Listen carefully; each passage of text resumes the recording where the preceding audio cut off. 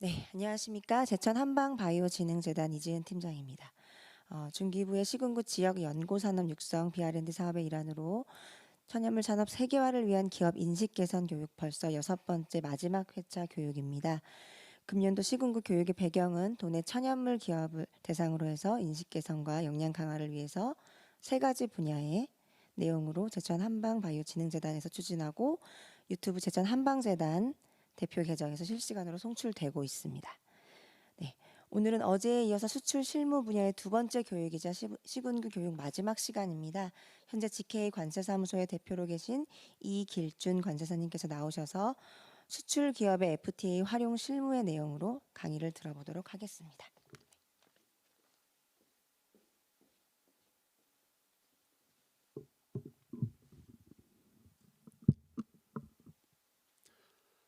네. 안녕하십니까. 네, 어제 이어서 오늘 두 번째 강의를 맡게 된 이길중 간사라고 합니다. 어제는 제가 그 수출 통관 및 인코텀즈 이해라는 주제로 해서 강의를 진행을 했었고요. 오늘은 이어서 그 수출 관련돼서 가장 또 중요한 부분인 이제 FTA에 대해서 좀 말씀을 드리려고 합니다. 우리가 이제 무역 거래를 함에 있어서 크게 걸림돌이 되는 게 이제 두 부분으로 좀 나눠지는데요.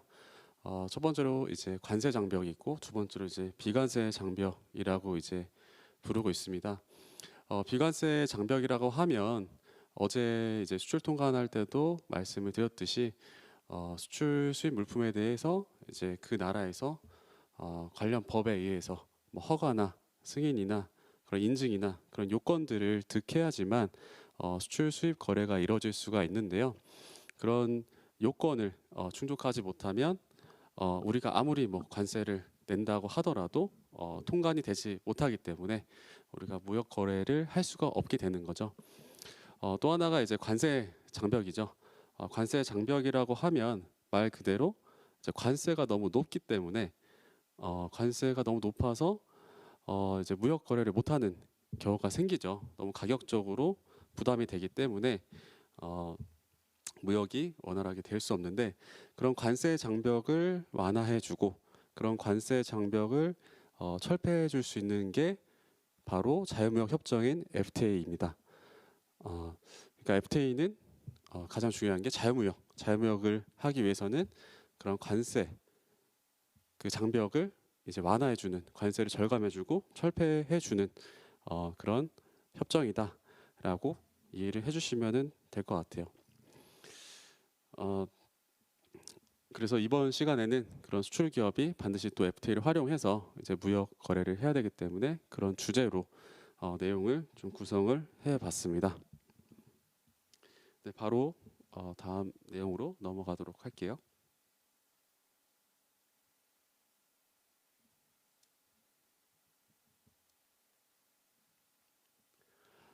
네, 목차를 보시면 첫 번째 이제 FTA 활용 절차 내용 설명드리고요. 두 번째로 원산지 관리 실무 부분, 세 번째로 그 원산지명서 발급 실무까지 이제 내용 말씀드리고 마지막 질의응답 시간 갖는 걸로 해서 내용은 어제는 제가 50분 하고 10분 쉬었었는데 이번에는 바로 이어서 쭉 내용을 말씀드리고 질의응답까지 하고 마치는 걸로 하도록 하겠습니다.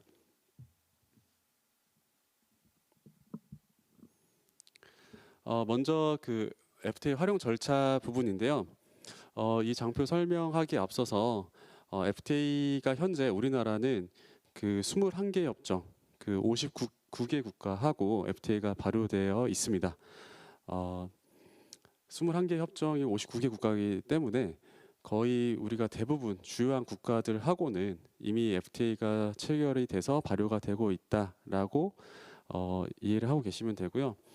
뭐 여기 장표에 구성되지 않았지만 뭐 주요한 국가들, 뭐 미국, EU, 아세안, 뭐 중국, 뭐 이런 나라들, 북미, 중미, 남미까지 다 주요한 국가들하고는 그 FTA가 다 체결이 되어 있고요.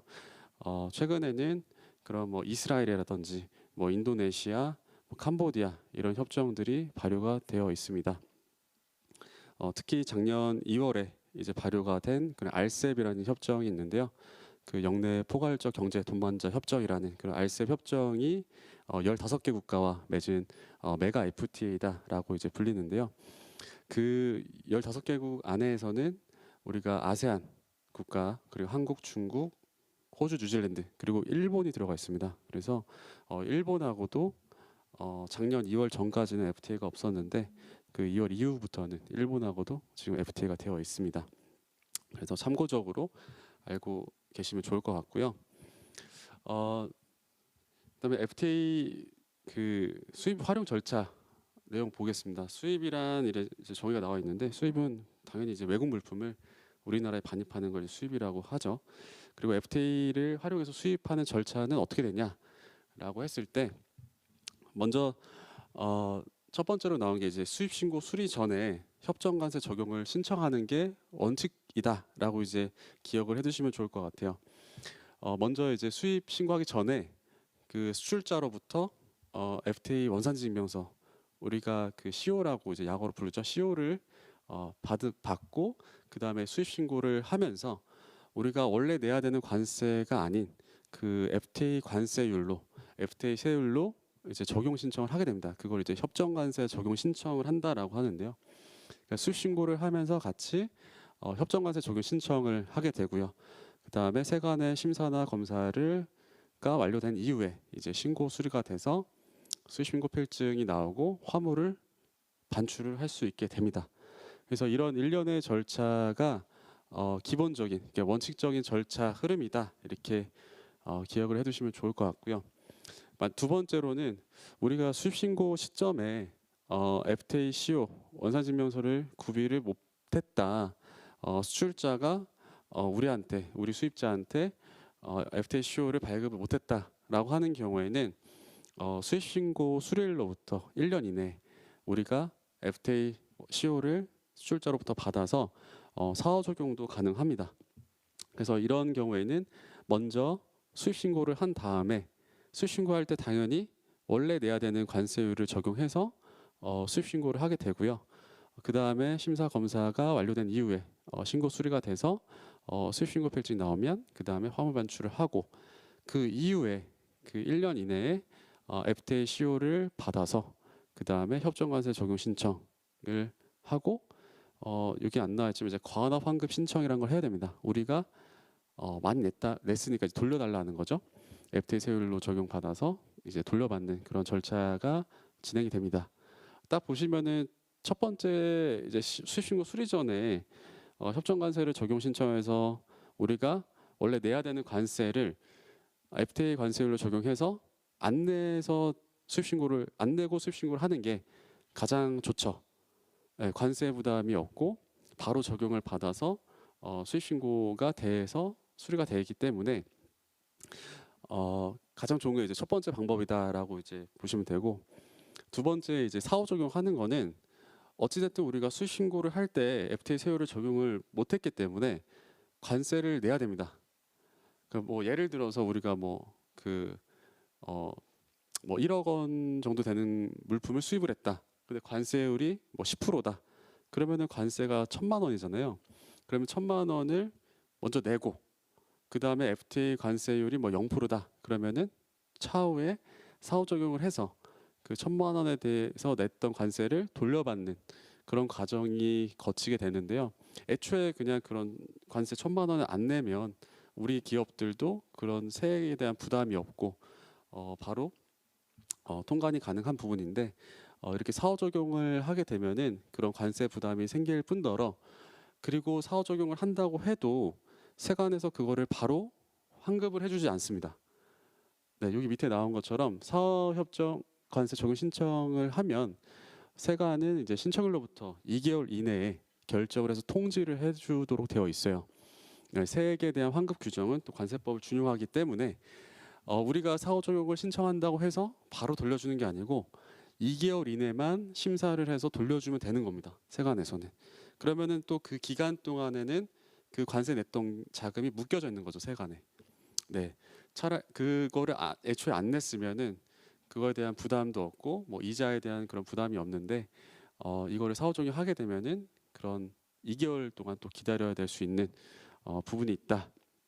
그래서 우리가 수입자 입장이다라고 했을 때 FTA를 활용했을 때 관세 혜택이 있다라고 하면은 반드시 사전에 수출자한테 해외 수출자한테 FTA CO를 받아서 수입 신고를 할 수 있도록 그렇게 사전에 말씀을 해주시는 게 중요합니다. 네, 이미 물건이 보내진 다음에 요청을 하면은 이게 원산지 증명서가 뚝딱 하고 나오는 게 또 아니기 때문에 미리 사전에 계약 단계에서 그런 세율을 확인을 하셔가지고 우리가 수입하는 원재료라든지 뭐 반제품이라든지 이런 게 있다라고 하면은 이런 그 관세 부분에 있어서 FTA 세율의 혜택이 있다라고 하면은 미리 사전에 합의를 하시는 게 좋다라고 이제 말씀을 드리고요. 그리고 이제 수입자가 이렇게 FTA 관세 혜택을 봐서 들어왔다라고 하면은 그런 원산지 관련된 서류들, 증명서라든지 이런 서류들 다 이제 스캔해가지고 협정 적용 신청일로부터 일의 다음 날부터 5년, 그러니까 5년간 그거 원산지 증명 서류를 이제 보관하고 계셔야 된다라고 이제 기억을 해두시면 좋을 것 같아요. 그러니까 5년간 보관을 해야 된다는 거는 그 5년 기간 내에는 그 협정과세 적용 신청 건에 대해서 이제 원산지 검증이나 이런 부분이 올 수 있기 때문에 반드시 5년간은 보관을 하고 계셔야 된다. 네, 그렇게 좀 말씀을 좀 드리고요. 다음으로는 이제 우리가 먼저 이제 수입자 입장에서 우리나라 이제 기업분들이 이제 수입하는 입장에서 FTA를 활용을 어떻게 하냐 그런 절차를 좀 확인을 먼저 해봤고요.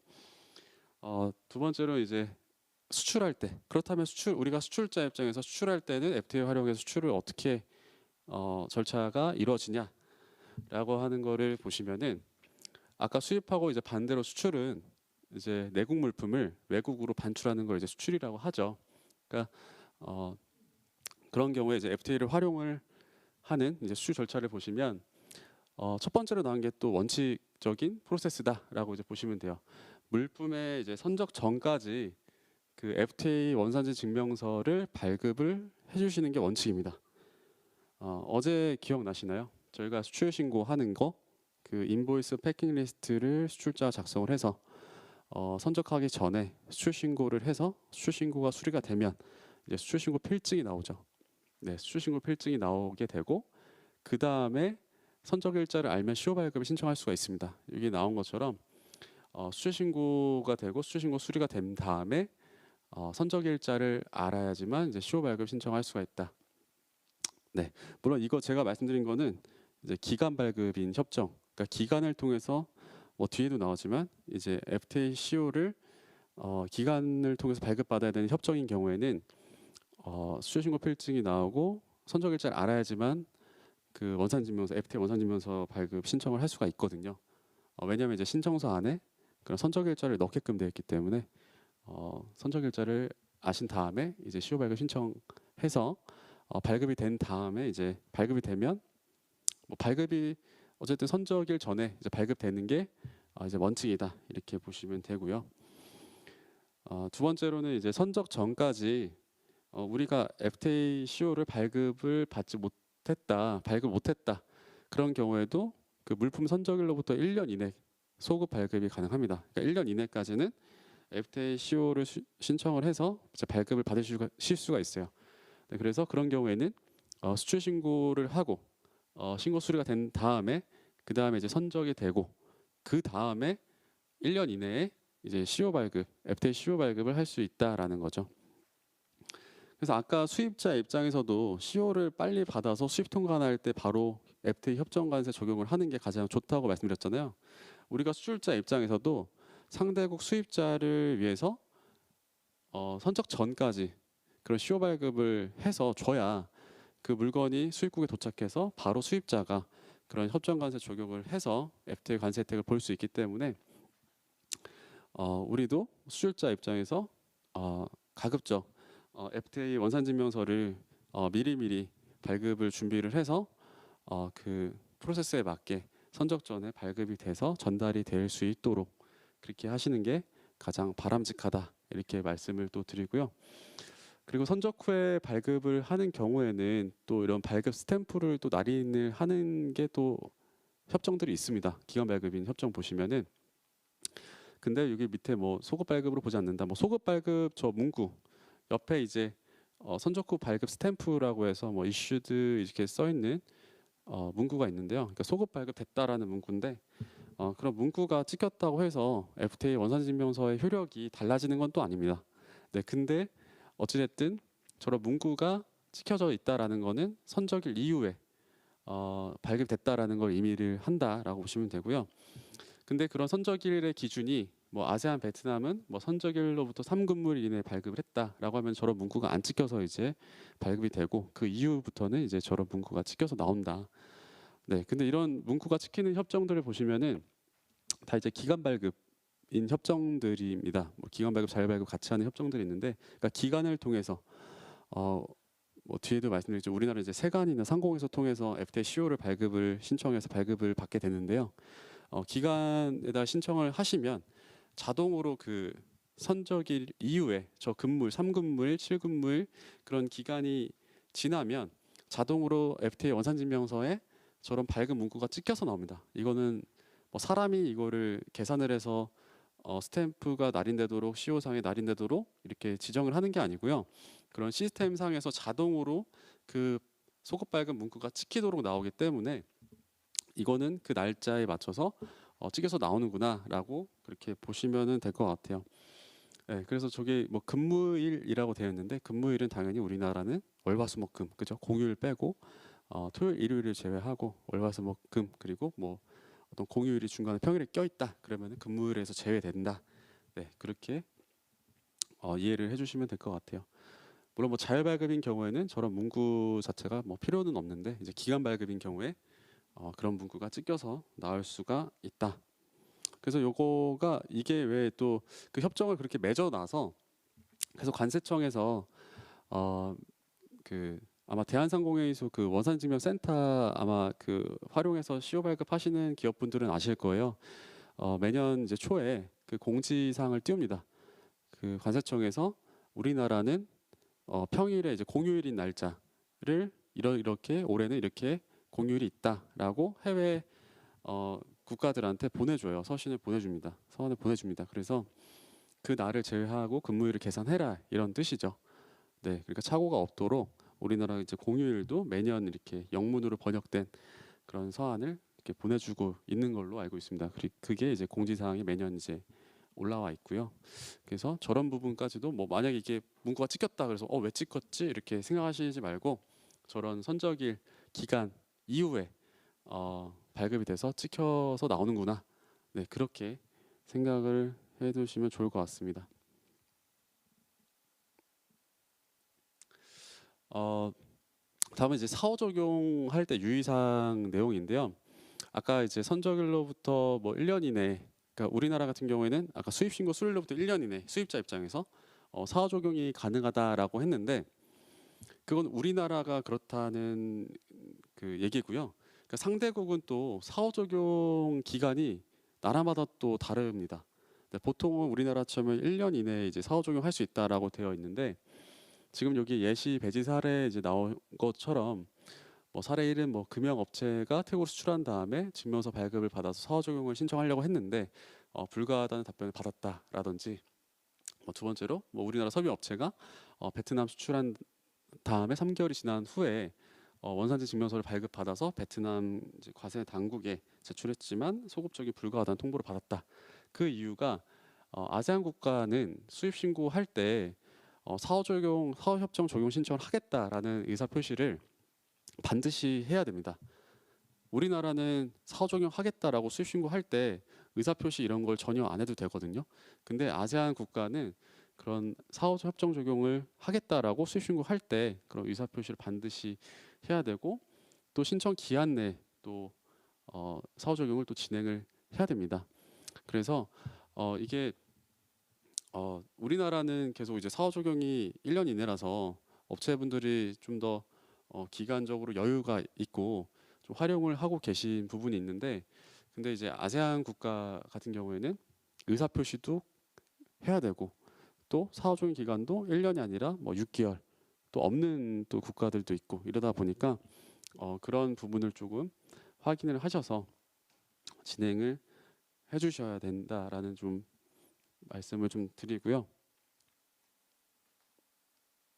그래서 여기 그 아세안 것만 이렇게 딱 보시면은 캄보디아랑 인도네시아 같은 경우에는 그 소급 기간이 없습니다. 소급 기간이 없다라는 거는 사후 적용 기간이 없다라는 거죠. 사후 적용을 할 수가 없다라는 얘기입니다. 그래서 인도네시아랑 그 캄보디아로 수출하시고 FTA를 활용을 하려면 우리가 반드시 그 인도네시아, 캄보디아 수입자한테는 FTA CO를 그 물품의 수입 통관할 때 수취를 해서 FTA 협정 관세 적용 신청을 할 수 있도록 그렇게 해주셔야지만 FTA 관세 혜택을 받을 수가 있다라고 생각을 해주시면 될 것 같아요. 요새 오늘 몇 년 전이긴 하지만 뭐 신남방 국가, 그죠? 뭐 아세안 플러스 인도까지 해가지고 그런 국가들로 이제 많이 진출을 하자라고 이제 하면서 이런 아세안 국가들로 많이 진출을 많이 하시는데요. 특히나 뭐 베트남이라든지 인도네시아 이런 쪽으로 많이 수출을 하시고 하시려고도 많이 하시는데요. 인도네시아 같은 경우에는 이렇게 소급 사후 적용이 되지 않기 때문에 인도네시아로 수출하시는 기업분들은 인도네시아뿐만 아니라 캄보디아 이런 국가로 이제 나가시는 기업분들은 FTA 원산증명서를 우리가 꼭 미리 사전에 선적전에 준비해서 발급을 해줘야지만 그 상대 수입자가 적용을 받을 수가 있겠구나 이렇게 인지를 하고 계셔서 업무를 진행해 주시면은 좋을 것 같습니다. 그래서 뭐 신청 요건들 보면 우리나라는 수리로부터 1년 이내 이고 요건이 없는데 나머지 뭐 국가들은 뭐 사후 적용 이사 통지를 한다든지 뭐 담보를 제공한다든지 그리고 대부분 다 그런 의사 표시를 해야 된다라고 되어 있고요. 마지막 밑에 베트남이 짧죠. 네, 수입 신고일로부터 30일 이내. 이거는 이제 한 아세안 FTA인 경우에는 사후 적용 기간이 수입 신고일로부터 30일 이내이고요. 베트남은 우리나라는 또 별도로 한베트남 FTA가 발효가 되어 있죠. 그래서 한베트남 FTA인 경우에는 수입 신고일로부터 1년 이내. 그러니까 한 아세안 FTA보다는 좀 더 기간적으로 여유가 있는 거죠. 그래서 만약에 베트남으로 우리가 수출을 하신다. 그런데 FTA를 원산증명서를 발급을 당장 못 해준다라고 했을 때 사후 적용을 어쩔 수 없이 받아야 된다. 베트남 수입자가 그런 경우에는 한 아세안 FTA보다는 한 베트남 FTA로 발급을 해주시는 게 사후 적용 기간이 훨씬 더 길기 때문에 더 유리할 수 있다라고 이제 말씀을 드릴 수가 있고요. 물론 한 아세안 FTA하고 한 베트남 FTA 둘 다 뭐 원산지 결정 기준이라든지 그런 관세 혜택이 똑같다라는 전제 하에 이런 사후 적용을 기간을 생각했을 때는 한 베트남 FTA가 더 유리하구나 이렇게 생각을 해주시면은 좋을 것 같습니다. 그래서 뭐 여기 지금 나온 거는 이제 한 아세안 FTA를 가지고 좀 말씀드렸는데 아까 저희가 서두에 말씀드렸던 게 이제 21개 협정이라고 말씀드렸잖아요. 그래서 이제는 FTA 국가가 한 개의 국가가 이제 여러 개의 FTA가 중복돼서 체결이 돼 있는 경우가 이제 생기고 있습니다. 그래서 뭐 지금 뭐 베트남 같은 경우에도 한 아세안 FTA, 한 베트남 FTA, 그리고 아까 말씀드린 메가 FTA인 RCEP 이렇게 세 가지 협정을 우리가 더 유리한 협정을 선택해서 골라서 활용할 수가 있거든요. 네, 뭐 중국 같은 경우에도 한중 FTA 그리고 RCEP 그리고 FTA는 아니지만 그런 무역 특혜를 주는 무역 협정인 특혜를 주는 무역 협정인 APTA라는 또 아시아 태평양 무역 협정이라는 이 세 가지 협정을 또 고려해서 우리가 중국하고의 그런 관세 혜택을 볼 수 있는 그 협정이 더 유리한 게 어떤 건지 이렇게 선택해서 또 활용을 하실 수가 있습니다. 네, 그래서 이게 FTA가 지금은 뭐 21개 협정이긴 한데요. 지금 매년 계속 한두 개씩 발효가 되고 있고 계속적으로 협상을 하고 있기 때문에 계속적으로 지금 늘어나고 있습니다. 그래서 뭐 당장은 또 뭐 관세 혜택이 없어서 관심이 없으신 분들도 계실 수 있는데 이게 또 새롭게 FTA가 생겨나고 발효가 되고 하다 보면은 또 우리가 수출하는 제품들이 또 상대국에서 혜택이 또 있는 또 그런 경우가 또 생기니까 네, 계속적으로 관심 있게 또 봐주시면은 좋을 것 같습니다. 네, 그래서 이런 사후 적용할 때도 이런 기간들 또 주의해서 좀 우리가 최대한 FTA 원산증명서를 늦지 않게 발급해 주는 게 가장 좋다. 이렇게 좀 말씀을 좀 드릴 수가 있고요. 앞서 이제 그 FTA 활용할 때 이제 수입할 때하고 수출할 때 어떻게 흐름으로 어떤 프로세스로 이렇게 진행이 되는지 좀 간략하게 좀 살펴봤고요. 다음으로 이제 원산지 관리 실무 부분입니다. 사실 이게 짧은 시간이라서 그 FTA에 대한 어떤 여러 가지 내용을 다 담기는 좀 어려워서 좀 굵직굵직한 부분만 좀 내용을 좀 구성을 해봤는데요. 어, 어쨌든 FTA를 활용하려면 그 수출자가 FTA를 활용한다는 것 자체가 그 상품 무역을 하는 수출입자 간의 거래에서는 그러니까 관세를 절감하기 위해서 FTA를 활용하는 거거든요. 네, 관세 원래 10%인데 FTA 세율이 0%다. 그러면은 당연히 FTA를 활용을 하는 게 좋겠죠. 네, 관세는 어쨌든 세금이니까 내는 걸 그 관세를 내므로써 그 수입국에서 어떤 가격 경쟁력에서 이렇게 좋지 않을 수 있고 또 관세가 또 워낙 높아서 이게 그 나라로 시장으로 진출할 수 없는데 이런 FTA를 활용하면 이제 관세가 절감이 되고 관세가 무관세로 들어갈 수가 있어서 더 많은 이제 무역 거래가 활성화될 수 있는 거죠. 그런데 그런 FTA를 활용하려면 중요한 게 이제 수출자가 FTA 원산지 증명서를 발급을 해줘야 됩니다. 반드시 수입자한테 FTA 원산지 증명서를 발급을 해줘서 그 FTA 원산지 증명서를 가지고 수입자가 아까 협정관세 적용 신청 그렇게 협정관세를 적용을 받아서 수입을 할 수가 있는 거예요. 네. 그래서 여기에 나와 있는 이제 원산지 관리 프로세스를 보시면 이제 수출자가 어떤 과정으로 원산지 증명서를 발급해서 검증까지 뭐 대비를 하는지 이런 일련의 이제 프로세스다라고 이제 보시면 되는데 첫 번째 단계로 이제 원산지 판정 기본 정보를 도출한다. 그러니까 원산지 판정이라는 게 말 그대로 그 FTA 협정에서 정하고 있는 원산지 결정 기준 충족해서 한국산으로 나와야지만 FTA 원산지 증명서를 발급할 수가 있는 겁니다. 그럼 판정을 해서 한국산인지 아닌지를 보는 거죠. 그러려면은 이제 기본적인 정보가 있어야 되는데 먼저 우리가 그런 수출하는 물품, 그 판정하고자 하는 물품에 대한 HS 코드가 먼저 정확하게 분류가 되어 있어야 됩니다. 어제도 말씀드렸죠. 가장 무역에서 수출입 거래에서 가장 기본이 되는 가장 중요한 부분 중에 하나가 이제 HS 코드다. 그래서 HS 코드가 잘못 분류되어 있으면 이제 첫 단추를 잘못 깨는 거다. 이렇게 어제 말씀을 드렸는데요. FTA도 마찬가지입니다. HS 코드가 이게 정확한지 먼저 이제 검토가 필요하고요.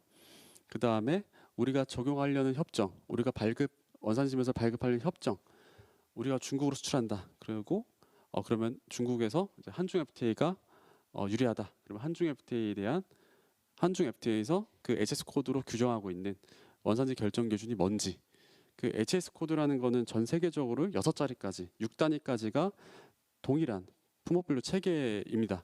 그래서 FTA 협정도 다 HS 코드 6단위 기준으로 해서 관세 혜택 있는 품목, 그걸 양어 품목이라고 하죠. 양어 품목을 정해놨고 또 양어되지 않는 품목, 미양어 품목이 이렇게 나와 있습니다. 협정에. 그리고 그 각각의 품목마다 HS 코드 6단위 기준으로 해서 원산지 결정 기준이 뭔지, 품목별 원산지 결정 기준이 뭔지 이렇게 규정되어 있습니다. 그래서 그런 원산지 결정 기준을 확인을 해서 그 원산지 결정 기준을 충족하려면 어떻게 해야 되는지 이제 분석을 하는 거죠.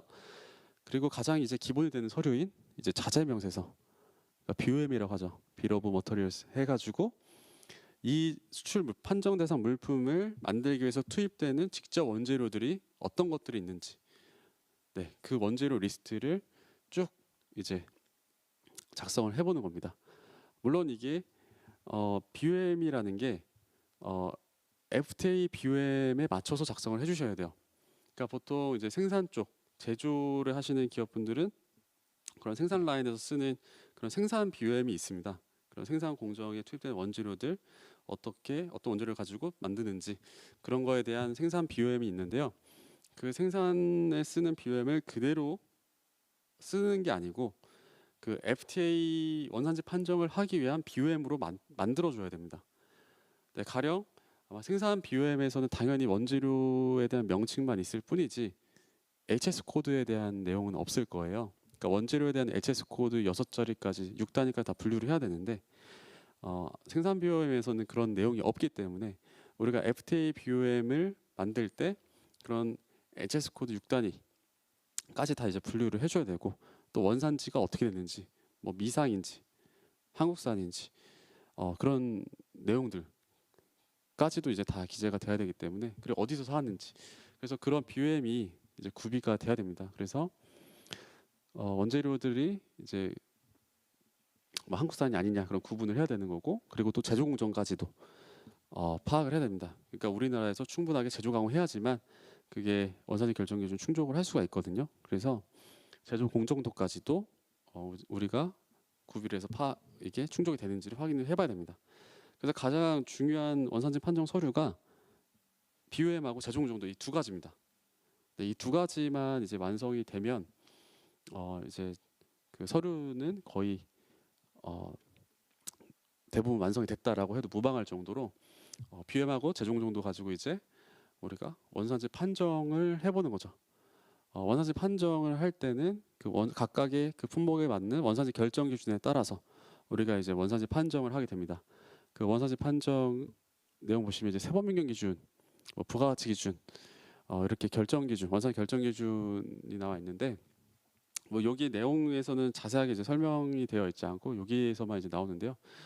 이 원산지 결정 기준인 이런 세법민경 기준, 그러니까 세 번이 원재료에 대한 HS 코드가 변경됐는지 여기에서 원재료에 대한 HS 코드가 변경됐는지를 보는 게 세법민경 기준이고 부가가치 기준은 그 물품의 가격에서 영내산의 영내 부가가치가 얼마만큼 이상인지 아니면 여기에 원재료의 가격이 얼마만큼 이하인지 이런 부가가치 기준이 되어 있습니다. 그래서 요 기준에 맞춰서 우리가 원산지 판정을 해보는 거죠. 그러니까 각각의 품목에 맞는 원산지 결정 기준을 확인해서 그거에 맞게끔 판정을 해봅니다. 그러니까 판정을 해서 원산지 판정 결과 충족이다.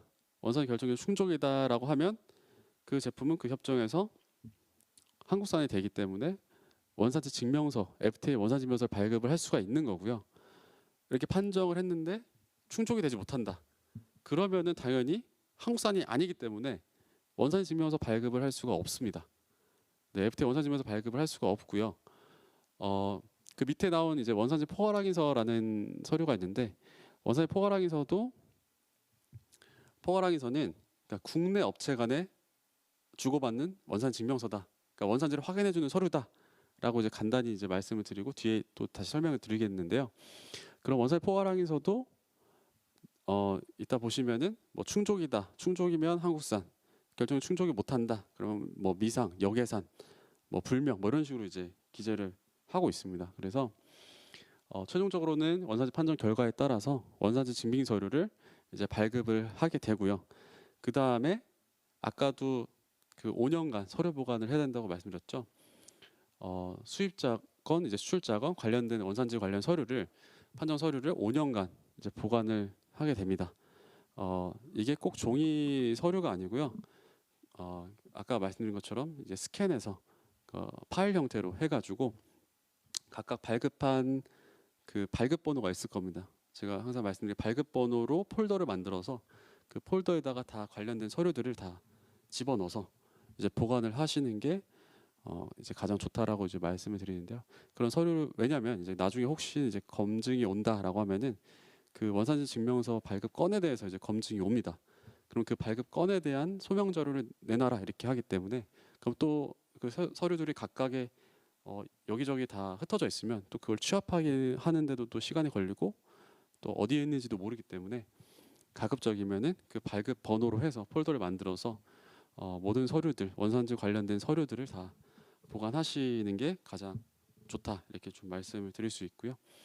그리고 뭐 밑에 그런 뭐 서명카드, 뭐 서명권제, 뭐 서명카드라든지 증명서 작성대장, 네 작성대장도 항상 작성대장 말 그대로 우리가 그 자율 발급한 협정들, EU나 미국 이런 FTA는 자율 발급이기 때문에 기간을 통하지 않고 수출자가 스스로 작성해서 주는 발급 방식인 경우에는 작성대장이라는 양식에다가 기록 관리를 하셔야 됩니다. 네, 기록 관리를 계속적으로 이제 업데이트해서 관리를 하시는 이런 흐름으로 네, 원산지 관리가 이루어져야 된다라고 좀 말씀을 드릴 수 있을 것 같아요. 그래서 다시 한번 정리하면 가장 중요한 게 이제 HS 코드 그리고 BOM 제조 공정도 그리고 원산지 결정 기준에 따른 원산지 판정 결과에 따라서 충족이면 원산지면서 원산지 확인서 이런 서류를 발급할 수가 있다. 충족을 하지 못하면 당연히 발급을 할 수 없기 때문에 FTA를 활용할 수가 없다. FTA 관세 혜택을 볼 수 없다라고 이렇게 기억을 해두시면은 좋을 것 같습니다. 네, 그래서 이런 프로세스로 진행이 된다라고 좀 말씀드리고요. 그리고 이제 원산지 증빙 서류와 뭐 입증 서류 이렇게 나와 있는데 뭐 원산 증빙 서류 뭐 입증 서류 뭐 거의 같은 말이다 이렇게 보시면 될 것 같아요. 그래서 FTA 관세법 제2조에 우리나라와 최악 상대국 간의 수출입 물품의 원산지를 증명하는 서류와 그 밖에 원산지 확인을 위해서 필요한 서류와 정보를 말한다라고 이제 되어 있습니다. 그러니까 말 그대로 이제 원산지를 판정하기 위한 그런 서류들이다라고 이제 이해를 하시면 되겠고요.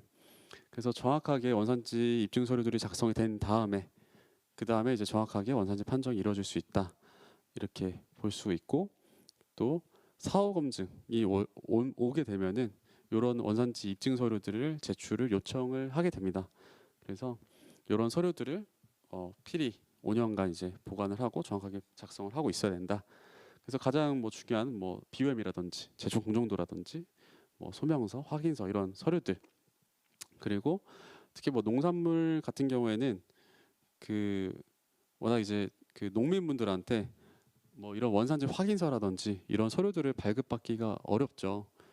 어찌됐든 그런 FTA 지식이 있어야 그런 서류들을 작성하는데 문제 없이 작성이 될 수 있는데 이제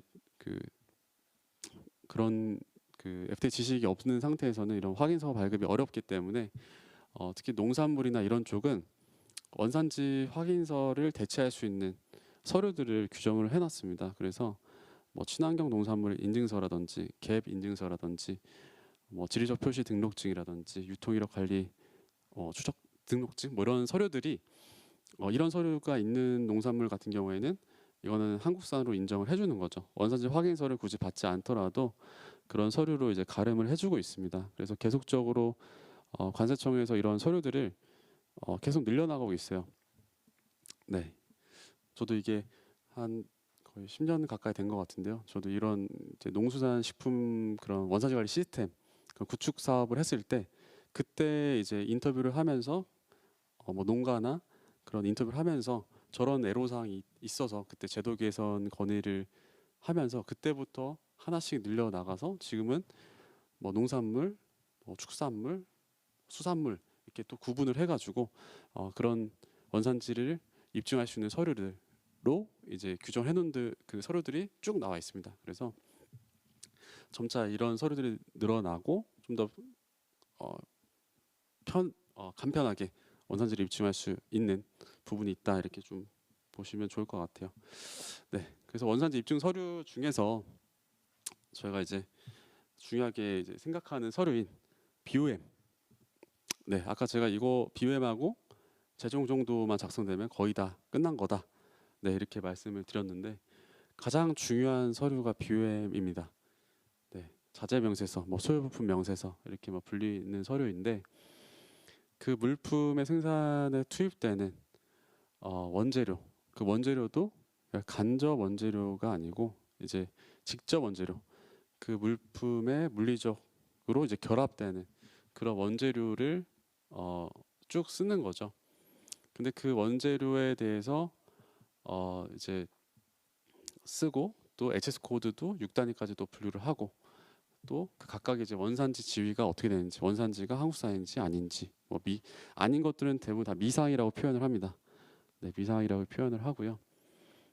그리고 원산지 지위를 부여를 할 때 원산지를 지위를 입증할 수 있는 서류가 있어야 됩니다.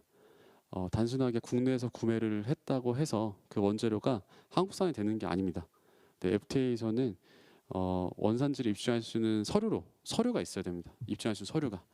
그래서 아까 뭐 그런 농산물 같은 경우 친환경 농산물 인증서라든지 아니면 원산지 확인서 국내 업체한테 공급받았다. 그럼 원산지 확인서 같은 서류로 그 서류에서 원산지가 한국산이다. 그 협정에서 한국산이다라고 했을 때만 그 협정에 대한 BOM에서는 그 원재료 한국산이 되는 겁니다.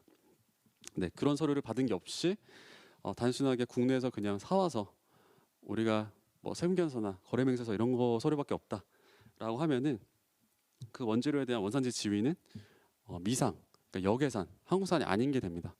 네, 그렇게 이제 작성을 해주셔야 된다라는 거고요. 그래서 이게 BOM은 따로 이제 법적으로 정해진 서식은 없습니다. 대신 그 원산지 판정을 위해서 반드시 들어가야 되는 필수 항목들이 기재가 되어 있어야 돼요. 네, 여기 나와 있는 것처럼 원재료 품명이라든지 HS 코드, 그리고 뭐 세법인 기준일 때는 쓰진 않지만 부가가치 기준일 때는 소유량, 단가, 가격, 그리고 어디서 하는지 구매처, 그리고 원산지가 어딘지, 그리고 입증 서류, 뭐 세금계산서, 거래명세서, 뭐 수입 신고했다 해서 들어온다 그러면은 수입 신고 필증, 뭐 원산지 확인서를 받았다, 원산지 확인서, 뭐 이런 서류들이 이제 입증 서류로 들어가게 되고요. 특히 또 중요한 게 매입한 원재료만을 기준으로 기재를 해야 됩니다. 매입한 기준이라고 하면은 우리가 A, B라는 원재료를 사와서 구매를 해서 C라는 이제 가공 원재료를 만들었죠. 가공 원재료를 만들었습니다. 그러면은 우리가 최종 제품에는 C라는 게 들어가지만 C가 이 BOM에 구성되는 게 아니고 최초 구매한 A, B라는 원재료가 이 BOM에 구성이 되어 있어야 됩니다. 그러니까 우리가 원재료 B로 인식하는 우리가 구매한 그 원재료 단위로 기재를 해주셔야 된다. 그런 중간에 우리가 가공한 가공품은 BOM을 구성하지 않는다. 네, 보통 그래서 생산 BOM에서는 보통 이렇게 레벨별로 이렇게 원재료의 단계별로 이렇게 구성이 되어 있는 경우가 있어요. 그런 경우에는 가장 하위 단위 레벨에 있는 원재료를 BOM에다가 녹여서 기재를 해야 된다. 이렇게 좀 말씀드릴 수가 있겠고요. 그래서 여기 뭐 BOM 작성된 거 이제 예시 파일을 보시면 뭐 맡김이라고 해서 이제 2008-99호에 분류되는 제품이고 우리가 한 EU FTA에 대해서 우리가 적용하려고 BOM을 이제 구성을 해본 거죠. 그래서 여기 뭐 연번, 뭐 넘버링 하는 거고요. 뭐 관리 번호가 있다라고 하면 이제 관리 번호 기재하는데 보통 없으면 이제 삭제를 하셔도 됩니다. 그러니까 BOM은 딱 정해진 우리가 좀 더 추가적인 정보를 확인하기 위해서 뭐 열을 추가해서 내용을 적을 수는 있지만 뭐 굳이 뭐 여기 나온 것처럼 관리 번호가 없다고 하면 삭제를 하시면 됩니다. 그래서 뭐 품명 적어주시고 품명은 가급적이면 그 거래명세서나 우리가 원재료 구매한 거래명세서나 세금계산서에 나와 있는 품명과 일치되도록 적어주시는 게 가장 좋다라고 이제 말씀을 드려요. 왜냐하면 이제 그런 입증 서류라고 저희 BOM에 있는 원재료 명하고 그 매치가 돼야지만 이제 확인이 가능하기 때문에 가급적이면 그걸 매치시켜서 적어주시고 만약에 우리가 사용하는 표현이 다른 품명이 있다, 표현하는 게 다르다, 그러면은 같이 병기를 해서 가로 열고 우리가 사왔을 때 품명하고 우리가 쓰는 품명을 같이 병기해서 표기를 해주시는 게 입증 서류하고 이제 매치가 될 수 있으니까 그렇게 확인을 기재를 해주시면 되고요. 그 중요한 게 이제 HS 코드 세 번부 6단위까지 기재를 해주셔야 됩니다. 그래서 아마 그래서 저희가 이제 그 관사들이 이제 그런 FTA 컨설팅을 하는 가장 주요 큰 이유가 이런 원재료에 대한 HS 코드 분류라든지 확인이라든지 검토라든지 이런 부분을 저희가 이제 수행을 해드리고 있기 때문에 아무래도 이거를 개별적으로 기업에서 담당자분들이 원재료를 다 일일이 개별적으로 HS 코드를 분류하시기는 굉장히 어렵고 또 시간이 많이 걸리실 수 있으세요. 그래서 그런 부분은 좀 이런 컨설팅 전문가의 도움을 받아서 하시면 좀 더 수월하게 또 진행이 될 수 있다라고 좀 말씀을 드리고요. 그래서 제품 HS 코드도 중요하지만 원재료 HS 코드도 굉장히 중요합니다. 네, HS 코드라는 거는 그 머릿속에 그렇게 기억을 해두시면 될 것 같아요. 정확하게 분류를 해야 된다. 네, HS 코드가 틀리면 다 틀리는 거다. 네, 이렇게 기억을 해두셔도 크게 무방할 정도로 굉장히 중요하다. 그래서 어제 말씀드린 것처럼 그 HS 코드에 대해서 의문이 나거나 뭐 이 세상에 존재하지 않는 물품이거나 뭔가 좀 확인을 정확하게 하고 싶다라고 하시면은 그 관세평가분류원 그 품목분류 사전심사 신청을 해서 그 기관에서 회신을 받아서 HS 코드를 활용하시는 게 가장 공신력 있고 좀 정확하게 좀 우리가 확인할 수 있는 방법이다라고 한 번 더 좀 말씀드리고요. 그리고 원산지도 이제 이게 KR로 기재된 거는 보시면 입증 서류가 원산지 포괄 확인서로 되어 있습니다. 그러니까 원산지 포괄 확인서에서 저 마른 김에 대해서 한의업종에서 원산지가 한국산이다라고 그 공급업체가 발급을 해줬기 때문에 그때는 원산지가 KR이 되는 거지만 그 밑에 재료를 보시면 다 미상이라고 되어 있어요. 미상이라 되어 있는 것들은 입증 서류가 보시면은 다 세무견서 아니면 거래명세서죠. 단순하게 이 원재료를 이 업체한테 이 가격으로 사왔다라는 서류인 거지 이게 원산지를 입증할 수 있는 서류는 아니기 때문에 원산지 지위가 다 미상 그러니까 모른다라는 거죠. 그러니까 역외산 한국산 아니다. 그러니까 역외산이다라고 이제 보시면 될 것 같습니다. 그리고 옆에 이제 소량 단가 가격 이 맡김을 판매 단위 기준으로 해가지고 이제 소요되는 소요량과 단가 가격 이 부분은 사실 부가가치 기준일 때는 반드시 기재를 해주셔야 되는 부분이고요. 원산지 결정 기준이 부가가치 기준일 때는 반드시 기재를 해야 되는데 그렇지 않고 세번 변경 기준이다라고 하면은 이 부분은 생략이 가능합니다. 네, 세번 변경 기준 말 그대로 HS 코드 변경 기준 HS 코드만 가지고 원재료 역외산인 원재료 HS 코드하고 제품의 HS 코드하고 변경됐는지를 보기 때문에 가격은 중요하지 않거든요. 그래서 세번 변경 기준일 때는 소요량 단가 가격을 안 적어주셔도 된다. 생략해도 된다. 하지만 부가가치 기준일 때는 반드시 적어야 된다. 왜냐하면 부가가치 기준은 가격 가지고 이제 따지는 기준이기 때문에 요 가격을 소요량 곱하기 단가에서 가격이 나오는 거죠. 그래서 소요량은 각각의 원재료마다 그런 소요량 단위도 좀 다를 겁니다. 어떤 건 개가 될 거고 어떤 건 뭐 킬로그램, 뭐 그램 이렇게 다르기 때문에 그거 단위에 맞춰 가지고 그래서 가급적이면 그 거래하신 거래 명세서나 생계서에 나와 있는 그 구매 단위에 맞춰 가지고 단가를 책정한 다음에 그 다음에 그 소요량을 맞춰서 그 단위에 맞춰 가지고 소요량을 계산해서 소요량 곱하기 단가에서 가격이 나올 수 있도록 네, 그렇게 작성을 해주시면은 크게 문제가 없으실 거라고 생각이 듭니다. 그래서 가장 이제 FTA를 먼저 증명서 발급하기 위해서 가장 중요한 서류 이제 BOM 이렇게 작성해야 된다라고 좀 살펴봤고 또 좀 더 유의사항 뒷부분 나와 있는데 BOM 작성하실 때 실제 판매되는 물품 단위로 소량을 이제 산정을 해야 됩니다. 그래서 우리가 뭐 샴푸 600ml를 이제 수출을 하는데 이거를 BOM을 작성할 때 소요량을 100ml로 하는 게 아니라 600ml로 해가지고 이제 판매 단위에 맞게끔 소요량을 산정을 해야 된다는 거죠. 네, 우리는 판매는 600ml로 하는데 BOM의 소요량을 100ml로 하면 당연히 안 맞죠. 600ml를 만들기 위해서 투입되는 원재료 소요량을 계산을 해서 BOM을 구성을 해야 되는데 그 소요량을 계산할 때 그 판매 단위에 맞춰서 소요량을 또 계산을 해줘야 된다. 네, 이게 좀 실수할 수 있는 부분이라 좀 넣어놨고요. 그리고 아까도 말씀드렸죠. 그러니까 자체 제작한 그런 부품이 있다. 그러니까 여기 지금 나온 것처럼 그 레벨별로 가장 하위 단위 레벨에서 점점 이제 상위 레벨로 올라갈수록 이제 점점 제품이 되는 거죠. 근데 이렇게 뭐 아세이가 있다. 아세이에 투입되는 탱크밭 아세이에 투입되는 원재료들이 쭉 있는데 우리가 BOM을 구성할 때는 그 탱크밭에 아세이를 넣는 게 아니고 그 밑에 있는 하위 단위에 있는 원재료를 기재를 해야 된다. 네, 모두 다 기재를 하는 게 아니고 아세이만 기재하는 게 아니고 가장 하위 단위 우리가 구매한 원재료를 단위로 해서 기재를 해야 된다. 네, 이거를 가장 또 많이 틀리시는 부분입니다. 네, 그냥 우리가 보통 그런 뭐 성분표라든지 뭐 이런 거를 그냥 다 가져다가 이제 BOM을 구성하시기도 하고요. 그냥 있는 거 이제 쓰시기도 하는데 그런 걸 보면은 이렇게 그러니까 모든 원재료를 자체 제작한 거, 뭐 가공한 거 다 포함해서 이제 하시는 경우가 있어요. 네, 그렇게 하시면 안 되고 저렇게 가장 이제 구매한 단위 원재료 기준으로 해서 BOM을 구성을 하셔야 된다. 네, 그 부분 다시 한번 좀 강조를 해서 좀 말씀을 드리고요.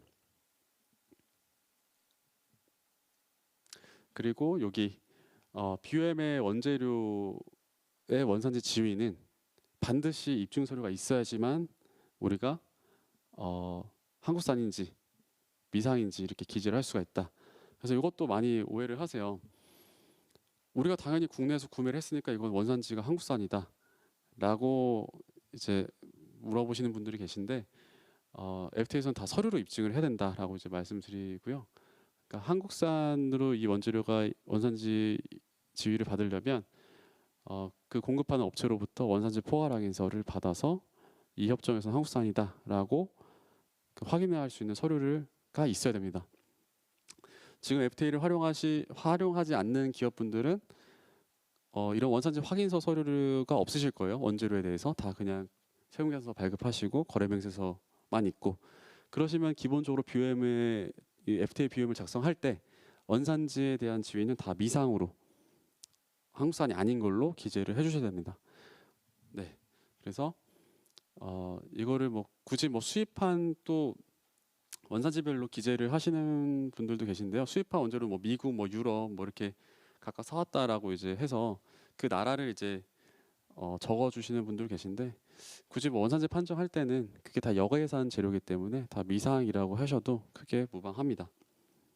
네, 그리고 그런 수입 원재료도 FTA CO를 받아야지만 그 협정에서는 원산지가 그 나라산이 되기 때문에 기본적으로는 수입한 원재료들은 다 미상이구나 이렇게 생각을 해주시면 크게 틀리진 않을 것 같습니다. 그래서 이게 BOM 뭐 추가적으로 더 말씀을 드리면 원재료 단가가 뭐 계속 변경되는 경우에, 그런 경우에는 우리가 회계적으로 재고관리 기법으로 어떤 평균법을 쓴다든지 뭐 손익손출법이라든지 각 기업에 맞는 회계관리 기법이 있을 거예요. 그런 기법을 통해서 산출된 단가를 이제 사용을 하시면 됩니다. 그래서 뭐 손익손출법이면 먼저 사온 게 지금 이제 나가는 BOM에 반영이 되고, 그 다음에 사온 단가가 이제 반영되고, 이런 식으로 이제 회계적으로 이제 관리가 되는 부분에 대해서는 저 회계관리 기법을 따라간다, 이렇게 단가 부분을 따라간다 이렇게 보시면 되고요. 근데 사실 실무적으로는 지금 이제 최근 이제 수출 나가는 물품에 대해서 단가를 우리가 기재를 할 때 그냥 가장 최근에 이제 사온 거, 사실은 가장 좋은 거는 그 물품을 실제 사온 가격하고 매치가 되는 단가를 적는 게 가장 정확할 텐데, 그렇게는 실무상 또 어려우니까 그냥 가장 최근에 구매한 단가를 최근 이제 작성된 BOM에다가 이제 작성하는 경우가 대부분이고요. 그다음에 뭐 수출 물품에 포함된 뭐 포장재, 부속품 같은 경우에도 세번 변경 기준일 때는 그럼 우리 소매형 포장, 뭐 화장품이다 그러면 화장품 용기가 다 있잖아요. 용액만 나가는 게 아니니까 케이스나 그런 소매형 포장까지도 세분 기준을 고려하지 않지만 부가가치 기준을 할 때는 그런 포장재나 그런 부속품 같은 경우에도 다 가격을 책정을 해서 역외산이냐 역내산이냐 한국산이 아니냐 이런 거를 가지고 이제 부가가치 기준 판정하기 때문에 반드시 적어줘야 된다. 뭐 실무적으로는 세분 변경 기준일 때도 다 이제 적어서 관리를 하긴 합니다. 네, 그러니까 그런 포장재, 소매형 포장까지는 다 기재를 해야 된다. 물론 그런 운송용 포장, 뭐 팔레트나 우든 박스나 이런 것들은 들어갈 필요는 없습니다. 소매형 포장까지만 이제 들어간다 이렇게 보시면 되고, BOM의 품명 아까도 구매 증빙 서류와 일치되도록 이렇게 하시는 게 좋다. 그래야지만 입증 서류하고 BOM의 원재료하고 그 재료명이 일치가 돼서 확인이 가능하기 때문에 그런 부분도 가능하면은 맞춰서 우리가 BOM을 원재료명을 작성해 주셔야 된다 이렇게 말씀드리고요. 그리고 매 수출 건별로 BOM은 새롭게 작성이 돼야 된다. 물론 이제 BOM을 한번 만들어 놨으면 그 BOM이 뭐 구매처라든지 뭐 이런 게 변동이 없다. 지금 나가는 게 뭐 저번 주에 나간 BOM하고 크게 달라진 게 없다. 그럼 날짜만이라도 이제 업데이트를 하는 거죠. 네, 그런 식으로 이제 증명서 발급을 하실 때 건건이 BOM이 새롭게 작성이 돼야 된다. 이렇게 좀 기억을 해두시면 될 것 같아요. 그래서 대부분의 이제 기업분들은 이제 세번 변경 기준이다. 그러니까 가격적인 정보가 필요 없는 그런 기준일 때는 투입되는 원재료가 동일하고 뭐 HS 코드 변동된 거 없고, 그리고 그 원재료 사오는 업체도 동일하다. 그러면은 그 BOM 가지고 계속 이제 활용을 할 수가 있는 거죠. 네, 그 내용에서 수정된 게 없으니까요. 그래서 그런 경우에는 이제 어쨌든 뭐 날짜만 업데이트해서 이제 작성을 하면 되니까 뭐 크게 관리 포인트가 좀 줄어드는 부분이 있는 거죠. 세분 변경 기준일 때는. 근데 부가가치 기준일 때는 원재료에 대한 가격이 계속 변동될 수 있으니까 좀 더 세심하게 좀 관리를 하실 필요가 있습니다. 네. 그래서 이제 BOM 할 때 좀 유의사항 좀 살펴봤고요. 다음으로 이제 제조 공정도인데요. 제조 공정도도 BOM하고 더불어서 중요한 서류라고 말씀드렸죠. 그래서 그 수출 물품, 우리가 판정하고자 하는 물품이 국내에서, 영내에서 어떠한 공정 단계를 거쳐서 생산했는지를 입증할 수 있는 서류입니다. 그러니까 각 FTA에서는 불인정 공정 기준이라고 해서 일정 수준의 제조 가공을 해야지만 그 나라의 원산지로 보겠다라는 기준이 있습니다.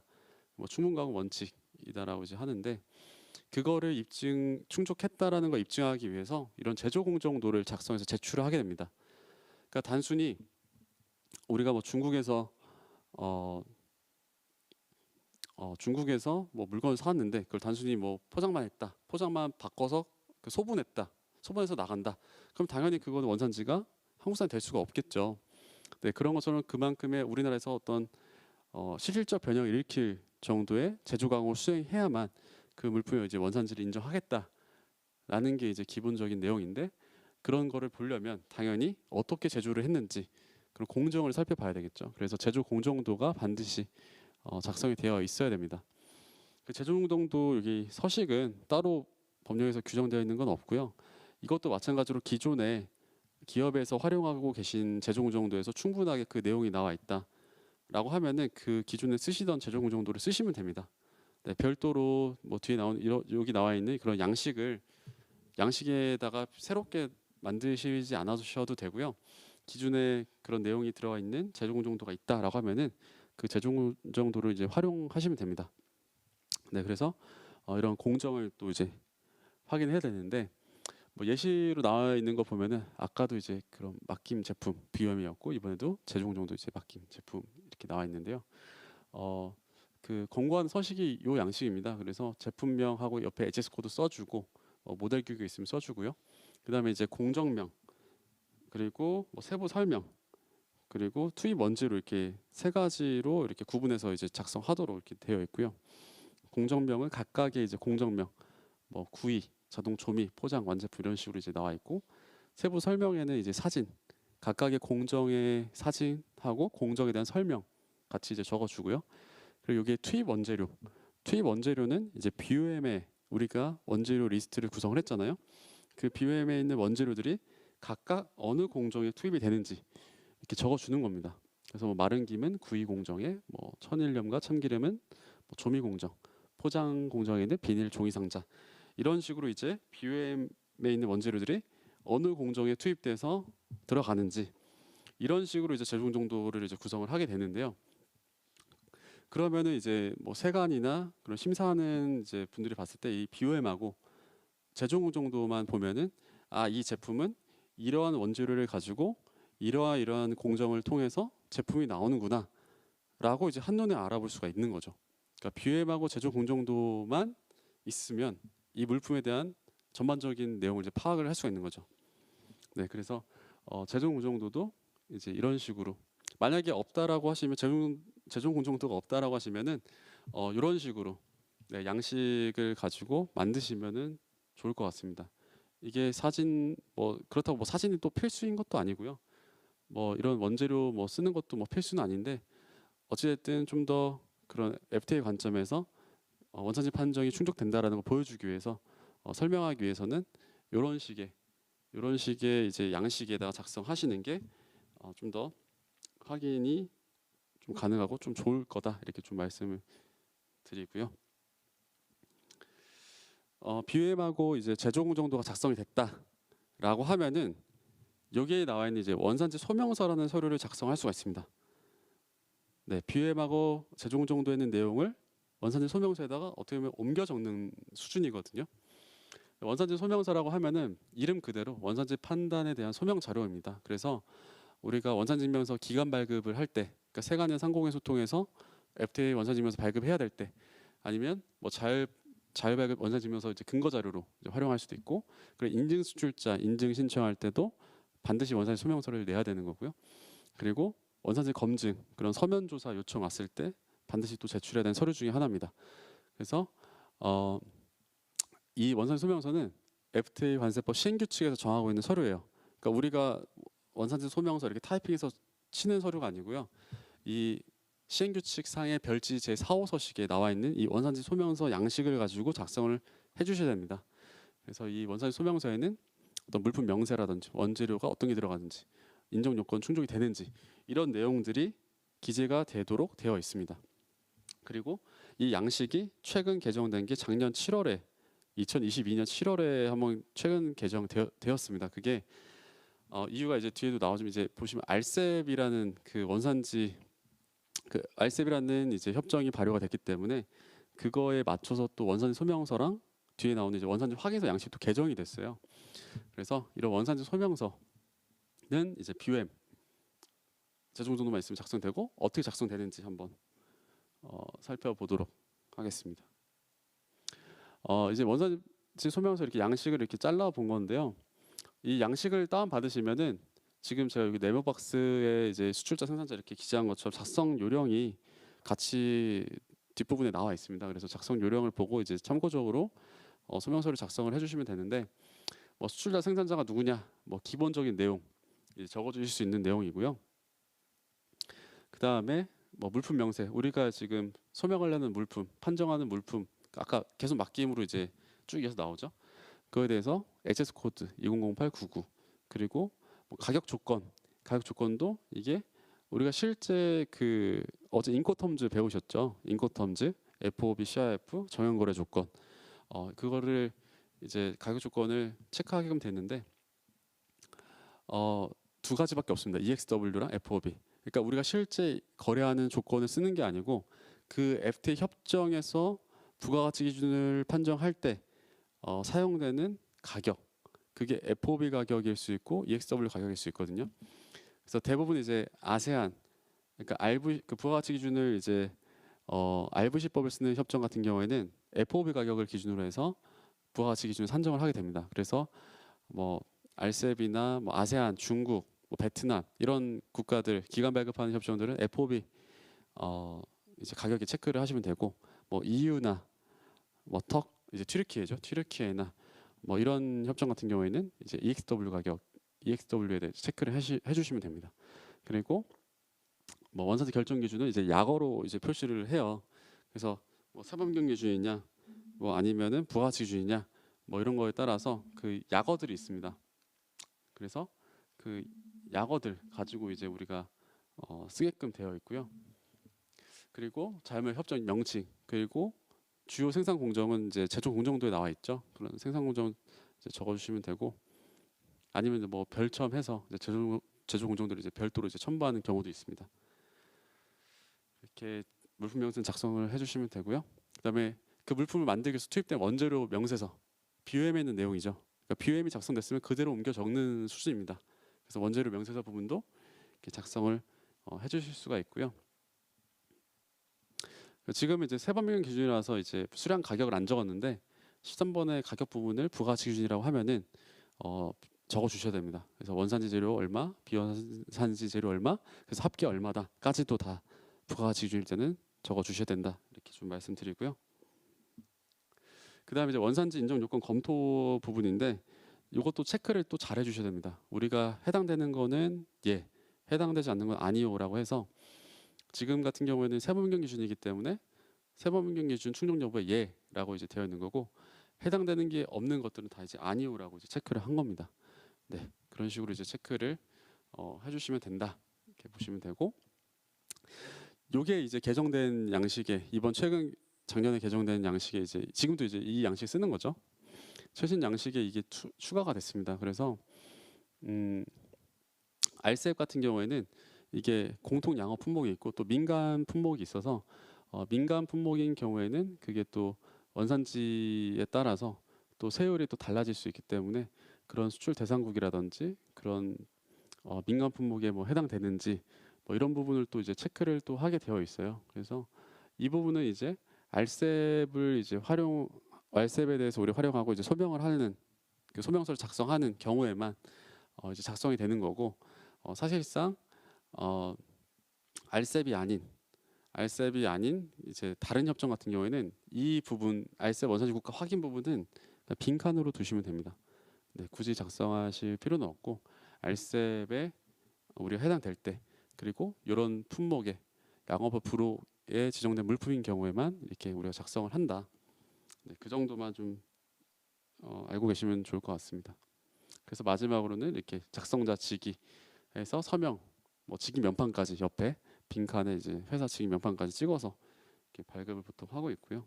그래서 이런 원산지 소명서는 아까 이제 기간 발급, 인증 수출자, 사화 검증 뭐 이런 경우에 이게 이 서류가 작성돼서 제출될 수 있다, 제출돼야 된다 이렇게 또 말씀을 또 드리고요. 다음에 이제 원산지 포괄확인서라는 서류입니다. 네, 아까 원산지 포괄확인서가 있어야지 원산지에 대한 원재료에 대한 원산지 지위가 한국산이 될 수 있다 이렇게 말씀을 드렸는데요.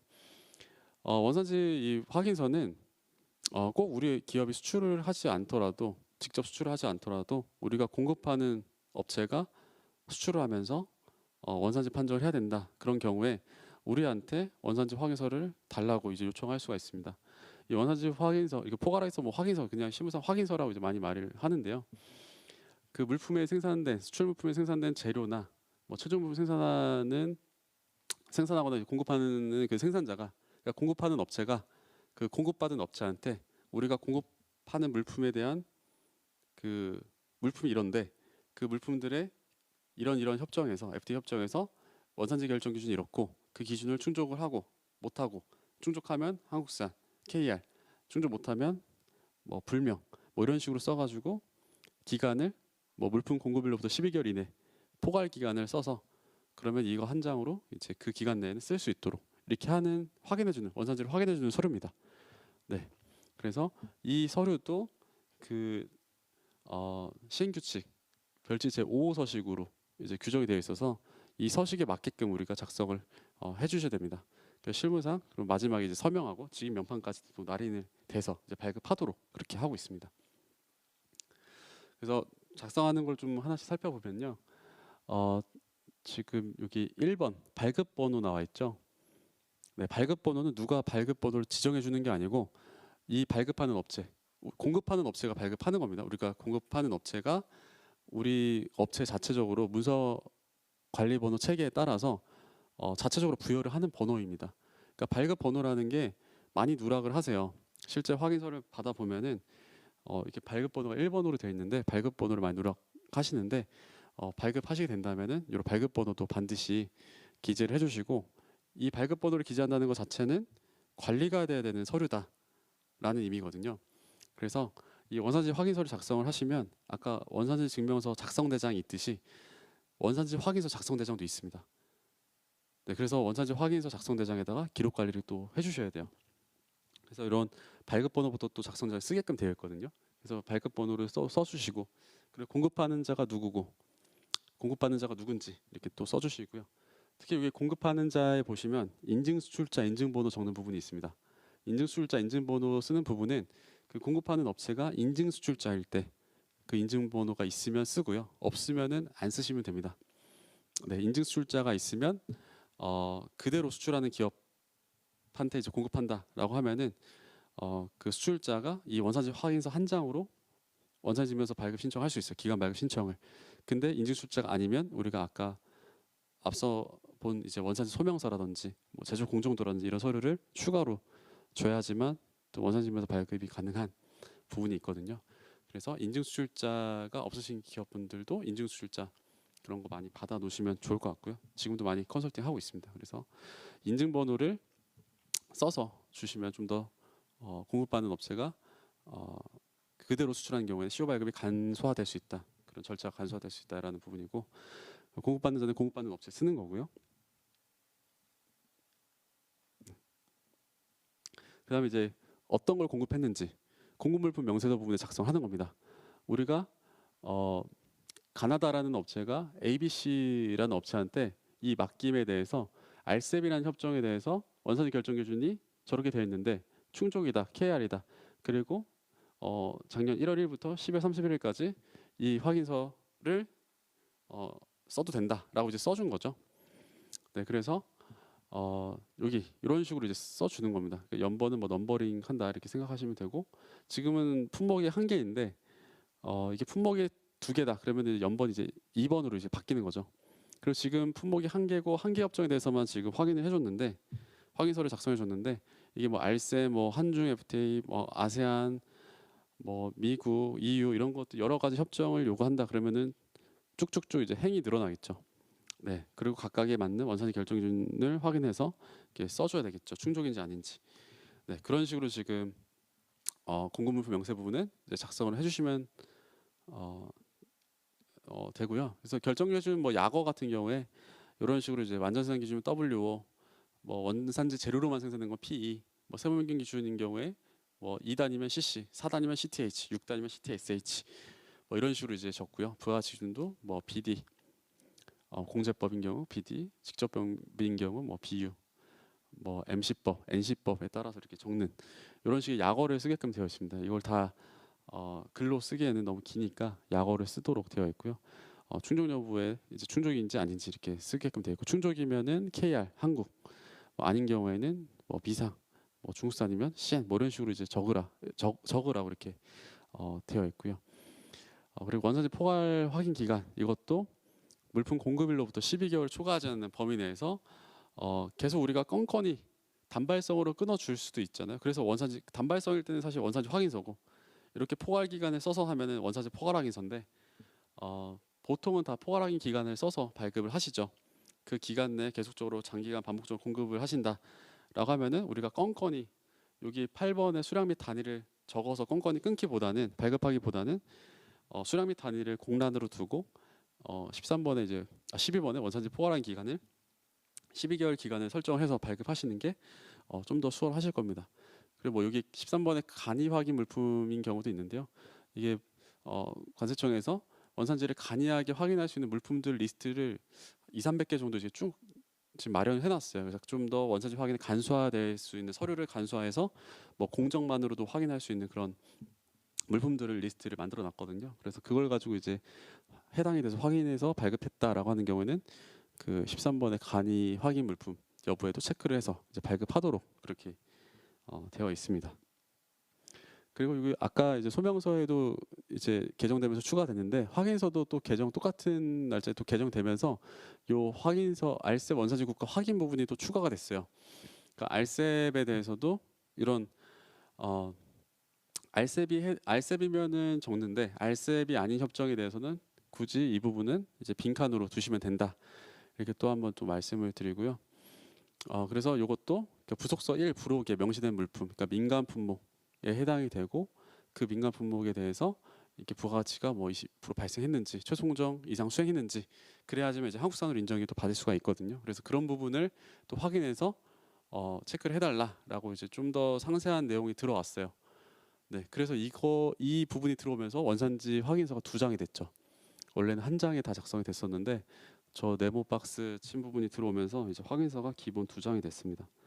네, 아까 소명서도 마찬가지로 원래 한 장이었는데 2장이 됐죠. 네, 그래서 좀 더 알셉인 경우에는 이런 부분도 확인해서 발급을 할 필요가 있다 이렇게 좀 말씀드리고요. 네, 국내 제조 포괄항에서는 이거는 잘 실무적으로 쓰이지는 않는데 말 그대로 우리 제조 공정을 이제 확인하기 위해서 작성되는 이제 서류입니다. 국내 제조 사실을 확인하기 위해서 발급하는 서류다. 그래서 어떤 물품에 대해서 확인서랑 이제 공급하는 자, 공급받는 자 이런 내용은 들어가 있는데 공급한 물품에 어떤 원재료들이 있고 그게 뭐 한국산이 아니냐 이런 부분들 그리고 생산 공정이 어떻게 된다 이렇게 이런 부분까지도 이제 들어가게끔 만든 서류예요. 근데 이제 실무적으로는 그 국내 제조 포괄항에서 잘 쓰진 않고요. 원산지 확인서를 많이 쓰고 있다 이렇게 기억해 두시면 좋을 것 같습니다. 그다음에 뭐 서명 카드라든지 그러니까 서명 카드는 우리가 원산지면서 발급을 할 때 아무나 우리 회사에서 사인을 해주는 게 아니고 여기 서명 카드에 서명 권자로 지정된 사람의 서명만 들어갈 수 있도록 그렇게 서명 카드라는 양식을 만들어 놨습니다. 그래서 우리가 증명서 발급 잘 발급하는 기업 같은 경우에는 이런 서명 카드도 비치해서 관리를 해야 된다. 네, 이렇게 좀 말씀을 드리고요. 그리고 아까 작성 대장 말씀드렸죠. 원산증명서를 작성하는 기업에서는 이렇게 잘 발급하는 경우에는 이런 원산증명서 작성 대장에다가 뭐 작성 번호부터 해가지고 작성 일자 뭐 이런 식으로 쭉쭉쭉 내용을 다 기재해서 제조 작성 대장 관리를 하셔야 된다. 이게 좀 말씀을 좀 드리고요.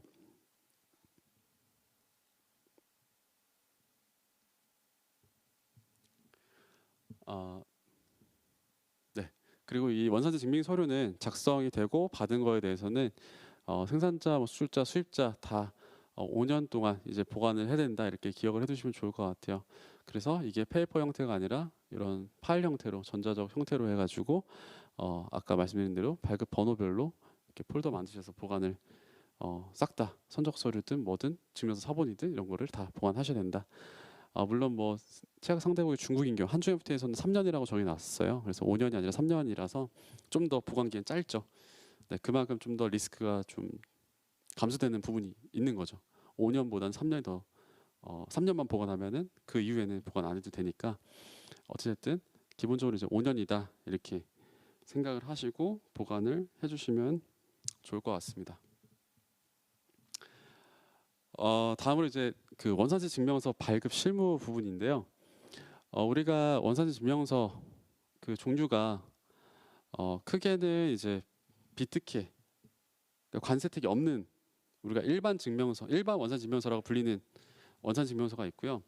특혜 원산지 증명서, 그러니까 관세 혜택을 주는, 그러니까 이 원산지 증명서가 있으면 관세가 절감되고 혜택을 받는 그런 특혜 원산지 증명서가 있습니다. 크게는 두 가지로 나눠지는데 그 특혜 원산지 증명서 종류 중에 하나가 이 FTA 원산지 증명서인 거죠. 그러니까 FTA 원산지 증명서란 이제 수출입 거래에서 FTA 관세 혜택을 보기 위해서 우리가 작성해서 주는 원산지를 확인해서 주는 증명서다 이렇게 보시면 되는데 뭐 종류를 증명서 원산지 증명서하고 원산지 신고서 이게 두 개로 구분을 해놨어요. 근데 그 발급하는 방식이 뭐 통일서식이나 뭐 공고서식이 작성하면은 원산지 증명서, 뭐 원산지 문구를 그냥 상업송장에다 기재하면은 원산지 신고서 이런 식으로 좀 구분을 해놨는데 그냥 실무상 다 그냥 원산지 증명서다 이렇게 얘기를 하고 있습니다. 뭐 굳이 종류를 구분하자면 이렇지만 그냥 실무상으로는 다 그냥 원산지 증명 FTA 원산지 증명서다. 그래서 사실 이거를 나중에 수출하시고 바이어랑 얘기 미팅 이렇게 확인하실 때도 FTA 원산지 증명서가 맞는지 꼭 확인하셔야 돼요.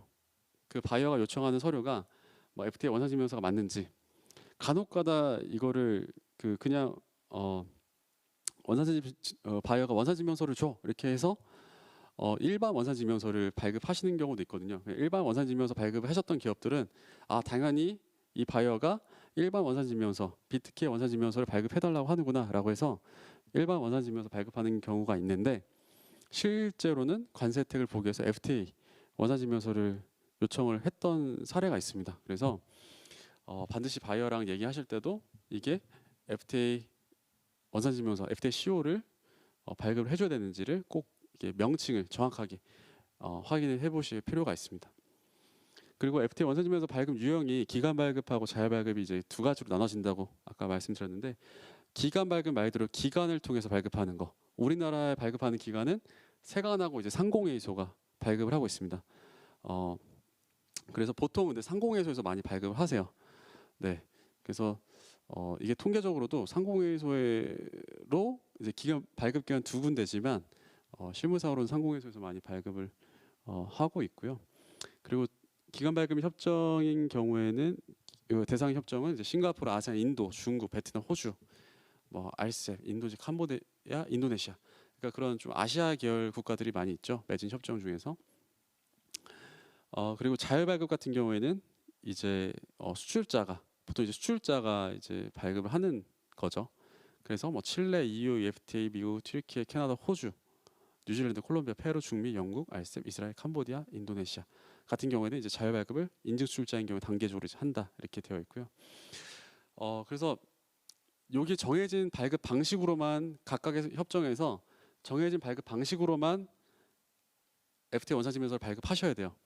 우리가 아세안 협정을 하려고 하는데 그냥 자율 발급으로 써서 줄래? 이게 안 된다는 겁니다. 아세안은 무조건 기간 발급으로만 발급해야 된다는 거예요. 그러니까 협정에서 정해놓은 그 발급 방식으로만 우리가 원산지 증명서를 발급할 수가 있다. 이렇게 좀 기억을 해두시면 좋을 것 같고 여기 특히 이제 주의할 점은 그 자율 발급에서 그 한EU FTA, 한영 FTA, 그러니까 EU에서 영국이 떨어져 나가면서 이제 영국 FTA가 이제 별도로 이제 체결이 됐었죠. 그래서 한EU FTA하고 한영 FTA에서는 그 6천 유로가 초과되는 물품을 수출한다라고 했을 때는 원산지 증명서 발급을 원산지 인증 수출자만 가능하게 되어 있습니다. 그러니까 원산지 인증 수출자 인증번호를 써서 줘야지만 그 원산지 신고 문구 안에 원산지 인증 수출자 인증번호 써야지만 6천 유로가 넘어가는 수출 금액에 대해서는 FTA 혜택을 볼 수가 있어요. 인증수자 번호가 없으면 발급을 할 수가 없습니다. 네, 6천 유로라고 하면 원화로 한 800만 원 정도 되는 금액이기 때문에 그 대부분은 거의 그 1,000단위 이상으로 많이 또 수출이 되고 하셔서 만약에 우리가 EU나 영국으로 FTA 원산지면서 발급을 하려고 한다라고 하면은 무조건 원산지 인증수자 인증부터 받아야 되겠구나라고 생각을 해두시면 좋을 것 같아요. 네, 그래서 요 발급 형태에 따라서 그거에 맞춰서 우리가 발급해야 된다 이렇게 기억을 해두시면 좋을 것 같고 여기 이제 기간 발급 FTA 원산 증명서에서 뭐 아세안, 인도, 알셉, 중국, 베트남, 뭐 아까 뭐 인도네시아, 캄보디아 이렇게 더 추가적으로 이제 FTA가 체결되면서 더 늘어났습니다. 그리고 아까 서두에 말씀드렸던 것처럼 선적일자 기준으로 해서 소금 발급 문구, issued, retroactively 이런 문구들이 이제 찍힌다는 거죠. 자동으로 시스템에서. 그리고 발급 유의사항 보시면 수험적일로부터 1년 이내 그 소급 발급이 가능하고 그리고 원본 오리지널은 한 부만 인쇄가 가능합니다. 그 한 부만 인쇄 가능하고 A4 용지 컬러로 빨갛게 그 발급 기간 인장이 찍혀서 나와야 돼요. 흑백으로 출력하면 잘못 출력한 거라서 반납하고 다시 재발급을 받아야 됩니다.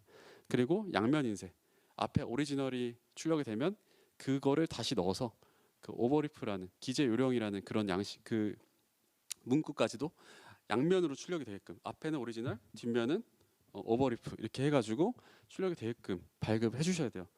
그러니까 기간 발급은 신청도 발급 기간에 해야 되면서 또 심사 기간이 또 3일이거든요. 보통 이제 실무상 뭐 이렇게 빨리 진행되긴 하는데 어쨌든 또 심사도 받아야 되고 출력도 컬러로 해야 되고 양면 인쇄도 해야 되고 굉장히 또 번거롭죠. 네, 그래서 뭐 기간 발급인 협정들은 조금 시간이 더 걸리는 거죠. 그래서 기간 발급 아까 이제 세관에서 발급을 받을 수도 있고 아니면 그 상공회의소 통해서 발급을 받을 수 있다라고 말씀드렸는데 어느 기관에서 받아도 똑같은 효력입니다. 뭐 세관에서 받았다고 더 유리한 거, 상공에서 발급 받았다고 더 유리한 이런 거 없습니다. 그냥 발급 기간이 이제 2개인 거고요.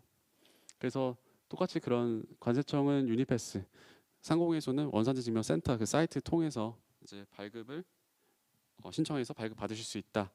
그래서 상공회의소 것만 한번 가져와 봤어요. 그래서 왜냐면 상공회의소 쪽으로 많이 발급하시니까 여기 대한상공회의소 원산지증명센터 2, 3년 전에는 이제 무역인증센터인가 이렇게 이름이 달랐어요. 근데 이게 바뀌었죠. 원산지증명센터 사이트에 들어가셔서 여기 이제 서명 등록이란 절차. 그러니까 우리 증명서 이제 나중에 출력을 할 때 그 우리 서명도 찍혀서 나오거든요. 왼쪽에 우리 회사 서명, 오른쪽에 이제 기간 인장 이렇게 찍혀서 서명까지 이렇게 나오는데 그 서명 등록을 먼저 해주셔야 됩니다. 서명 등록 어떻게 보면 회원가입하는 거죠. 이 사이트에. 그래서 신청서 작성해서 FTA 그 우리가 발급하려는 증명서 선택해가지고 이런 기본 정보, 우리 수출자, 수입자 정보 그리고 선적 정보 어디서 뭐 인천항에서 뭐 태국 뭐 방콕으로 나간다든지 뭐 이런 식으로 이제 선적 정보 그리고 선적 일자까지도 이제 적어 주셔야 된다라는 거고요. 그리고 어떤 그런 네 여기 선적 정보 그리고 쇼핑 마크 없으면 NM으로 선택해서 하고 또 인보이스 날짜 당연히 증명서 발급보다는 인보이스 작성 일자 이전 날짜가 돼야 되는 거죠. 네 그런 그런 부분도 입력하시고 그 다음에 사업자 번호하고 수출 신고 번호를 입력해서 조회를 누르면 팝업으로 뜹니다. 수출 신고한 내역들이. 그럼 우리가 그 내역을 체크 박스를 체크해서 불러들여 와서 우리가 발급하려는 품목만 불러들여 와서 시효 발급 작성을 신청하는 거예요. 반드시 또 주의할 거는 이제 FOB 금액을 반드시 적어야 됩니다. 우리가 아까 인도 조건이 뭐 CFR 조건, CIF 조건 이런 것들을 조건으로 이제 우리가 거래를 하는데 수신고 필증상의 그러면 제품의 가격은 CIF 가격이에요. 그러니까 운임보험료가 포함된 가격이라는 거죠. 그러니까 그 가격을 그냥 적는 게 아니고 여기에다가는 반드시 FOB 금액을 적게끔 되어 있습니다. 그러니까 FOB 운임보험료를 뺀 그 제품 가격을 적어 주셔야 돼요. 네, 그래서 반드시 FOB 가격 수정해야 된다 이렇게 보시면 되고 특히 여기 빨간색 별표 표시된 항목들이 있습니다. 그 빨간색 별표 표시된 항목들이 반드시 필수 기재돼야 되는 항목들이니까 그 부분은 꼭 반드시 기재를 해야지만 넘어갑니다. 그래서 그 부분은 입력을 해야 되겠다 이렇게 생각하시면 되고 또 뭐 포장수라든지 그런 총 합계 금액이 또 나옵니다. 토탈 해가지고 이제 나오니까 그거를 이제 합계를 맞는지 확인한 다음에 출력 서식 자동 생성 버튼 누르면 실제 FTA 출력 서식에 작성되는 부분이 이제 출력 서식에 반영이 됩니다.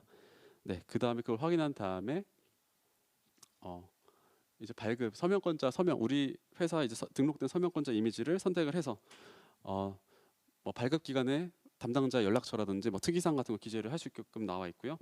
그리고 첨부 서류 기본적으로 이제 인증 출자가 아닌 경우에는 뭐 상호송장, 뭐 원산지 소명서, 뭐 확인서라는 뭐 확인서가 필요하면 확인서, 아니면 공정도 이런 서류들을 첨부를 해야지만 심사를 받아서 발급이 완료가 됩니다. 뭐 심사는 형식적인 것만 심사를 해요. 그러니까 그 실제 수출 신고한 내역하고 원산지 증명 신청한 뭐 금액이라든지 무게라든지 이런 것들이 맞는지. 그래서 많이 오해를 하시는 게 HS 코드를 심사하진 않습니다.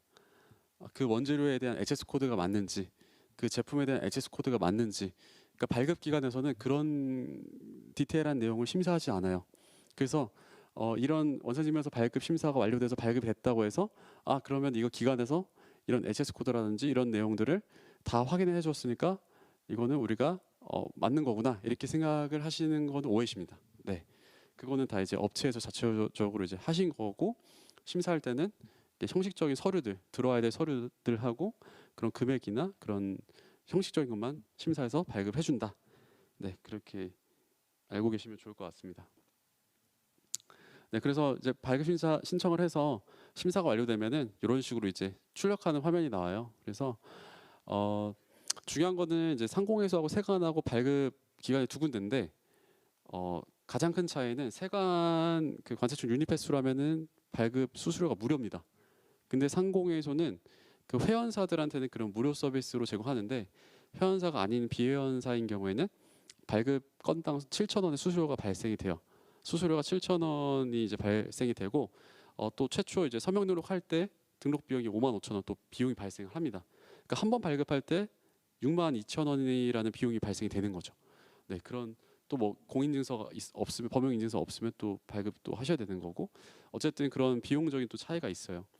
네, 근데도 상공회수를 또 많이 하고 계시죠 발급은. 네, 이런 식으로 해서 이제 원본은 단 한 번밖에 이제 출력이 안 되고 양면 인쇄돼야 되고 컬러로 돼야 된다. 네, 이렇게 좀 기억을 해두시면 좋을 것 같고요. 네, 조금 앞서 이제 FTA 활용 절차 부분 하고 그리고 입증 서류들, 그 원산지 관리 실무 부분, 그리고 증명서 발급하는 부분까지도 쭉 한번 빠른 시간 동안 좀 짧은 시간 동안 좀 살펴봤습니다. 그래서 지금 이제 혹시 지금 이런 FTA 관련돼서 좀 내용을 좀 들어보셨는데 혹시 뭐 질문 사항 있으시면은 그 채팅창에 질문 네 있으시면은 말씀을 해주시면은 감사하겠습니다. 네. 네.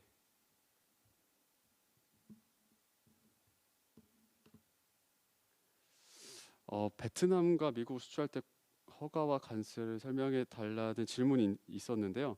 사실 이거는 허가나 이런 요건들은 그 어떤 품목이냐에 따라서 다 다르기 때문에 가장 중요한 게 이제 HS 코드가 먼저 확인이 돼야 됩니다. 네, HS 코드가 확인이 돼야지만 거기에 맞물려 있는 어떤 요건이라든지 그 관세를 확인을 할 수가 있어요. 그리고 어제도 이제 질문 주셨던 게 이제 요건 확인 그 관련해서 이제 트레이드 내비 사이트 이제 확인해 보라고 이제 말씀을 드렸는데 그런 요건들 같은 경우에는 가장 이제 정확하게는 이제 현지에 있는 수입자 통해서 확인하신다든지 아니면 어떤 기관을 통해서 뭐 코트라 뭐 해외 지사라든지 뭐 그쪽 영사관이라든지 이런 기관 통해서 또 확인을 해보실 수도 있고요. 그래서 사실상 HS 코드나 이런 부분이 좀 선행이 돼야지만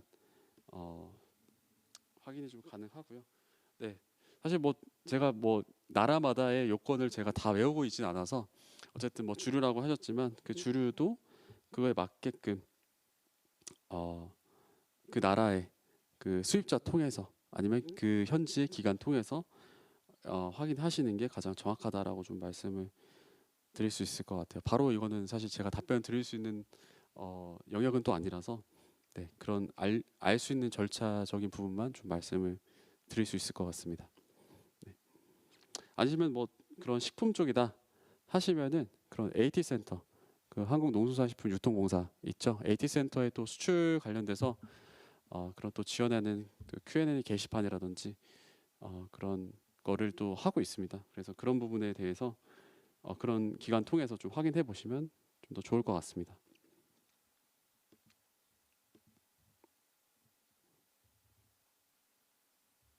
네, 또 질문 있으시면은 네, 댓글 남겨주시고요.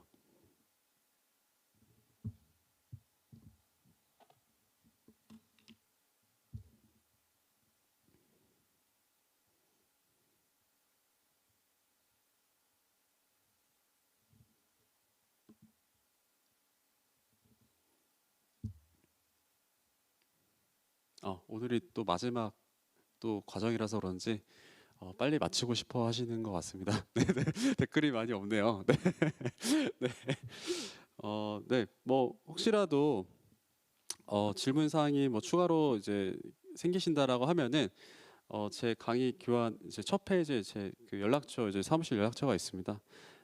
네, 연락처가 있으니까요. 그쪽으로 이제 연락 주시면은 제가 어, 질문에 대해서 좀 답변 드리고 그렇게 할 테니까요. 네, 그러면은 더 이상 또 질문이 또 없으신 것 같아서 어, 그 이상으로 오늘 이렇게 교육은 또 마치도록 하겠습니다. 네, 수고 많으셨습니다. 네, 감사합니다.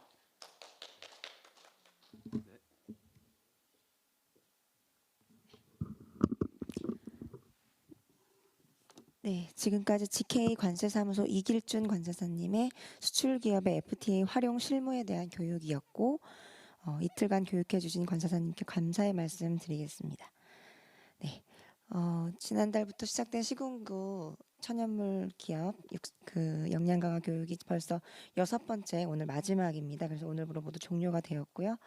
1회부터 지금까지 빠짐없이 출석해 주신 분들도 계시고 또 한 번만 출석해 주신 분들도 계신데 천연물 기업 모두에게 유익한 시간이 되었으리라 생각됩니다.